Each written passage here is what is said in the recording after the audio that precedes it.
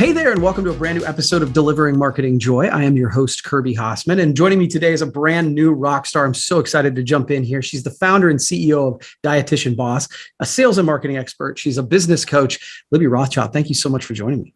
Oh, thank you for having me. It's an honor to be here, Kirby. Absolutely. I'm excited to dive in because, just starting right away, one of the things I know is that you took your initial business, which was sort of a side hustle, and you grew it to a 7-figure business, which is something that I think anybody who's starting any kind of business kind of aspires. Hey, how do I get to $1 million, right? So having done that, can you tell people what does it take to make that transition? Absolutely. So the $1 million milestone it's a really fun thing to work towards. And for me, in my experience, is that I've really tapped into leveraging online, specifically social media. So the first thing I think that a lot of people undervalue or they don't spend enough time on is the concept of solving a really big problem. So I found a space in the market, I found a gap and a need, and that was among my peers who are dietitians. I'm a trained clinician, and they were not sure how to make money outside of the traditional clinical position, which is highly underpaid. I saw that gap, and as I explored it, I experienced that personally, and I learned that my peers felt the same way. So I solved that need, and after exploring and doing market research, I learned that was, in fact, the biggest problem. So I think any business that's sustainable and that has a chance, that really has legs to the business, is solving the biggest problem in a market. And then the next piece would be learning how to differentiate, because it's easy to say, what are the biggest problems? Okay, so maybe helping people make more money or possibly losing weight or gaining more time. Those are all really common themes if we think about it and think about some examples in popular media. But the next piece is, how do I not sound and act and feel like a copy and paste version of someone else? Right. Yes. So that's the next piece. So the first piece is solving a problem. And the second piece would be differentiation. So for me, when I started my company from my clinical office, I built Dietitian Boss while I was working my 9-to-5 position. I used social media, and we were fully remote. We've always been remote to build my audience. And even though the audience is only at 21,000 followers, they're really engaged. Right. And so those are a lot of dietitians predominantly who are looking to start and grow an online business so they can get paid what they're worth and they can feel aligned as a practitioner, which many of them in their clinical setting equivalent to a corporate is not fulfilling. So differentiation for me was that there was nobody else out there, nobody doing what I did. And there were dietitians. There was one that helped nutritionists with SEO, right? But there wasn't anybody specializing in dietitians specifically. So I made the choice, and everybody told me not to do it. They said, go broader. It's too niche, because there are only 100,000 dietitians. I'm not saying that everybody needs to go hyper niched as I did. I have many successful clients that are not as hyper niche, but this is my story. I saw the need, and I said, you know what? I'm going to differentiate by helping these specific type of people. And I'm going to focus on creating a framework after helping so many clients that gets them results. So I was able to differentiate by focusing on registered dietitians, helping them leverage social media to create an online business. And then after working with hundreds and hundreds and then thousands of clients, was able to codify a methodology in which they get those results and then use that method to hire a team to help even more people to help me grow my impact and then be able to remove myself from delivering service, which many of us professional providers get stuck in that. And we end up spending a lot of our time in the delivery piece, when if we pull out and find a way to do that, we can actually grow and scale the company to a greater degree, which is something I was able to do earlier on because I had that framework, right? And it was easy for me to create a framework because everybody I was helping was similar. And so I believe in marketing and in business, when you know who your audience is really well, you can create an amazing service and offer or product for them. And that piece is often overlooked, right? So in summary, you're solving a problem, you're differentiating who you are and how you're able to serve people. If there's someone exactly like you out there, that's not a good sign. So you want to find some way to be different.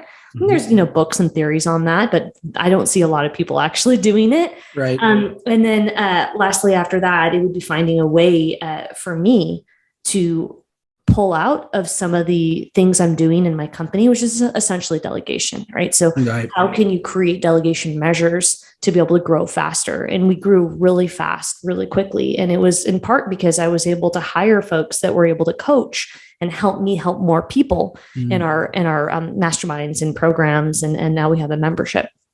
That's really cool. That's really cool. And it's interesting to me that people told you not to niche down, because it feels like that's the advice like. For me, our business tends to be serving a broad audience. And I'm always like, gosh, I need to niche more. And so it's fascinating. You got opposite advice. Yeah. Well, I think that the question is, how niche do you go? Right. So helping registered dietitians, again, there's a reason nobody had done it. Right. I mean, it's definitely there's only 100,000 in America and only 30,000 of them have a job. So it's a very small market. And especially if you look at other verticals, we've got therapists, there's a couple 100,000 doctors and physicians and nurses, you got a few million. Right. So the market it is growing about 11, 12% every year. And I have stats. Obviously, we're doing well. Yeah. Right. But that being said, there are definitely different ways to niche, right? You could, niche a little bit more broadly, or you can, again, niche more of like a hyper niche, which is what I'm considered. So it's just one way to do it. There's many other ways, and it's not the only contributing factor to our success, right? So niching down is one piece. But if I hadn't delegated and learned how to continue to read and analyze my numbers, right, and have a intimate relationship with my metrics, I wouldn't have been able to pull out and understand when I need to be more in sales or be more in the marketing space and really be more of a manager, a sales manager than the sales associate, a sales rep. That's really the piece that did it for me. It really helped me get to that $1 million mark when I was close. Yeah, that's awesome. Well, you, as a part of this, you talked about sort of telling your story on social media. So, and I know that's one of the ways that you built your business. So how can organizations leverage social media to make sales and create an impact? Yeah, great question. So that is the only way we grow our business. We haven't paid no ads. We haven't put any effort into SEO. It's definitely on our list and we want to. So we've been able to grow through social media and with a relatively, small account, right? So we've got 21,000, 22,000 followers on Instagram, got 500,000 downloads on the podcast. We're just growing our YouTube now. So it's really about creating a brand. And so if that sounds scary, because it does for most people, right? It feels so intangible. Yeah. It goes back to solving a problem. So I went on social media and I documented what I was doing. I was working as a private practice consultant and I talked about how I was making money. So I shared my life. I created relationships, which is something that feels awkward for people to do on social media. And it's no different than creating relationships in real life. Totally. You're just using the internet. And in a few years, we'll be using the metaverse. So it's just part of how we operate in the 21st century. Yep. So I built relationships online and I listened to what people were telling me were their problems. And then I solved those problems in my copy. So I learned how to create copy, right? So copy being visuals and words and different assets through Instagram marketing. I showed my face to humanize the brand and let people know that I'm a person and not a robot, which is very hard for a lot of folks because they want to hide behind things and people want to connect with people. So I listened, I solved a problem. I told my story. I was vulnerable enough to show up. I was consistent and I was diligent. And I delivered a great service. And then I was able to continue sharing the stories of my client success, which has also been helpful because it's all about building community, right? And that goes for folks who aren't in as hyper of a niche as I am as well. Our clients are able to do that as well. So building a community and showing that you're able to get results through testimonials and client wins builds that trust on the internet when people don't necessarily know you. So that's been helpful as well. Because in our space specifically, and again, this ultimately goes back to knowing your audience, I'm solving a problem for a group of people that they don't think it's possible, right? So a lot of virtual private practice in my space is still very much aspirational. And in knowing that, and in knowing my ideal clients so well, I'm able to market to that. Yeah. So in solving that problem of like, this is the gap, this is where they are, and this is what they need, I can build community through saying, here are 5 of your peers in different spaces, in different age groups, in different phases of their lives. Some have kids, some don't. Whatever the differences are, I'm able to highlight their success level and create that hope and that relatability to other clinicians who also want to achieve that life and can feel it's more possible when they see their peers doing it. And I've been able to do that through podcasting, been able to do that through Instagram, and then I've been able to repurpose that content to continue to tell that narrative to then get people excited about the idea, and that they feel like they have that sense of community, and then they're trusting to following my process. And then when they do follow the process, then I've got a testimonial from them, and it adds on to that cycle of continuing to market and sell through building community in a very niche space that has a very big problem that hadn't yet been solved the way that I solved it. That's awesome. That's awesome. And again, you're making an impact. And I think, speaking of building a business around impact, you've talked about running a mission-based business. Why do you think that matters? Yeah, well, I think that it's important, and a lot of people, and especially younger generations, as you probably all seen headlines and research, people want to feel a sense of belonging. Yeah. So when you work with a company that has a purpose, and this is especially true right now, we've got the climate of hiring being such an issue. Mm-hmm. People want to feel a sense of belonging to the work that they're doing, whether you are an entrepreneur and you're creating the work, or whether you're working with or for somebody else. Yeah. So even I have staff members that aren't clinicians, and they still love the idea that we are helping predominantly women become financially independent and free. And so there's some aspect of the mission and the company, which is ultimately to transform a profession, but it's really about empowering younger women to explore options that are non-traditional to live a flexible life. And flexibility is what most people want, and what most 9-to-5s can't give us. Right. And then to have that flexibility, as well as be able to achieve the monies we might desire, and with less overhead on the internet. It's still mind-blowing for a lot of people that it's possible. Right. But working in a mission-based business is inspiring for me on difficult days, because ultimately that is why I started this company. It's for the money, but ultimately it really is about creating an impact and waking up and knowing that there's a sense of purpose for the company and for the staff, and that thread that can tie us all together. And it's a differentiator. So it's for branding as well. And I, when I look at competition or indirect competition or other people that might have some form of something similar in the market, one of the great ways to see and to stack up if you're doing, whether you call it a SWOT analysis or however whatever framework you might use to compare yourself to your competition, using your mission and your vision and the values of your company is truly the unique DNA that you've created. And when you can carry that out and have all your staff members be able to speak it and live it, then you're creating a strong culture, and people really want to work with a culture that is strong and meaningful. And then that also trickles down to the clients who feel that in the client experience. And a lot of businesses fail because they can't retain clients. So if you have a strong culture and mission, vision, and values, and that trickles down to the clients, they might want to stay longer in a company that has, staff and the entire DNA of the company that's functioning and with a strong sense of identity. And so people are striving for identity. They're striving for belonging. And so it goes two ways. Clients want that, and then staff wants that. Yeah. So as business owners, it's our responsibility to build that, even if in the most infancy stages and you're not sure what all your values are, but you might have one value, or you might kind of have an idea of a mission and it's not really quite clear, but you're kind of working on it. That's still in the right direction. To allow yourself permission to evolve it with time is definitely going to help you stand out, both when you're looking to hire good fits and when you're looking to retain clients, because it's definitely important if you want to sustain your business to be able to get clients to continue working with you. That's good stuff.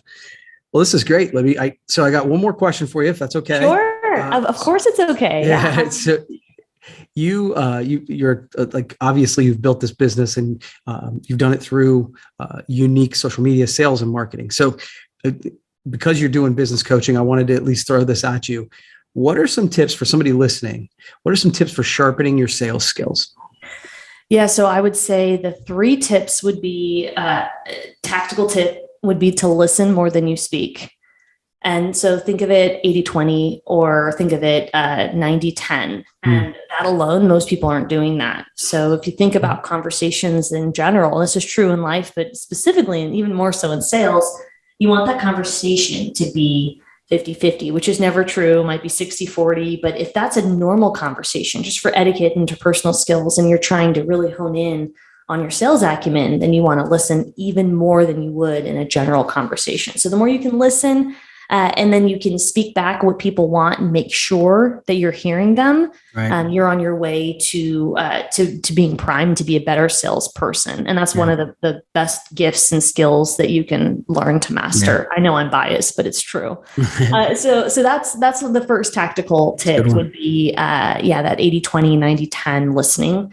The second tip would be to really ask yourself, and this is more of a mindset thing, but it's true at all levels because we all struggle with rejection. So you want to ask yourself, like, what kind of preconceived notions or what are the stories you're telling yourself about what sales means, and taking a moment to 30 seconds or a minute to think about what you think of when you hear the word sales and why you might be going towards it or going away from it, and really unpacking that. So that's a little bit woo-woo, if you call it, but it's important to incorporate. I can't, not say something mindset, because sales is so much mindset. Oh, it's huge. And then the last piece would be to hire professional help or get a mentor if you're not in a position to invest. Some of us, aren't in that position yet. There are a lot of great, resources, YouTube channels. I write articles all the time about sales and sales management in Forbes. So you can just Google sales, plus Forbes, just look it up. There's great content on social media. Definitely educate yourself. Doesn't necessarily have to be a certain framework. Just get in the mindset of learning what it means to sell, and then stepping back and thinking that sales isn't always that traditional corporate idea of in-person. Sales is using social media. Sales is having conversations with people. Sales is listening and recapping what they're saying and asking how you can be more value than you're asking for when you're engaging in any kind of conversation. So really just rethinking what that word means to you. Well, I love that. I agree. I think any of us who are in business are in sales, whether we like to think it or not. And I think I've heard friends of mine say real sales is serving. Right. Like, and I think if you look at it in that way, it does help get away from the stereotypical thing that I think some people, I don't want to be in sales because I don't want to be like that person who's trying to rip somebody off or whatever. It's like, I think if you look at it as if you're serving somebody who has a problem that you can help solve, it does change your mindset about that. And I think that what you said there was powerful. Thanks, Kirby. And I feel like that's a great affirmation. Like, I am serving, right? Because we go back to the second tactical tip I gave, which was thinking about what that word sales means. And I'm sure 9 out of 10 of you did not say serving, right? Because most people don't associate that. That's a very high level. Like, I've worked through mindset stuff to be able to articulate that.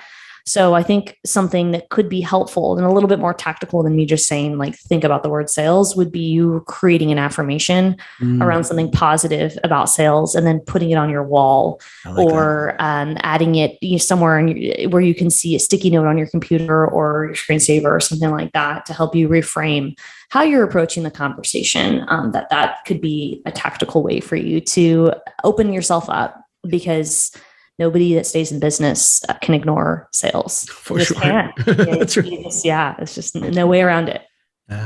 Well, Libby, thank you so much. I really appreciate you taking the time. This has been amazing. And we will have to do it again sometime if that's okay. Thank you so much for having me, Kirby. It's been a pleasure. Absolutely. Well, that's going to wrap up this edition of Delivering Marketing Joy. I want to thank Libby Rothschild, and we will see you next time.